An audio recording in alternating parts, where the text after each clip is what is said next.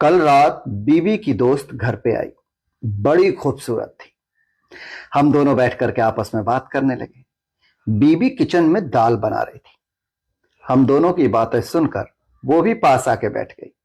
हम दोनों की बातें सुनती रही। इस बात करने के दरमियान कुकर में करीब करीब 25 सीटियां लग गई। मैंने बड़े प्यार से बीवी से कहा, अजी सुनती हो, कुकर में रखी हुई दाल जल जाएगी। बीवी उठी, मेरे पास आई और कान में कहा, अजी सुनो, दाल जलती है तो जल जाए, पर मैं तुम्हारी मेरा बच्चा ट्रीट खाएगा। हाँ, ट्रीट खाएगा बाबू। बाबू ट्रीट खाएगा। हाँ? ट्रीट खाएगा छोना बेटा मेरा। ट्रीट खाना है क्या?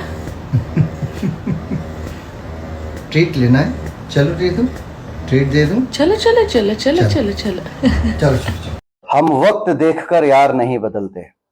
हम वक्त देखकर यार नहीं बदलते, बल्कि यार के कहने पर वक्त बदल देते हैं।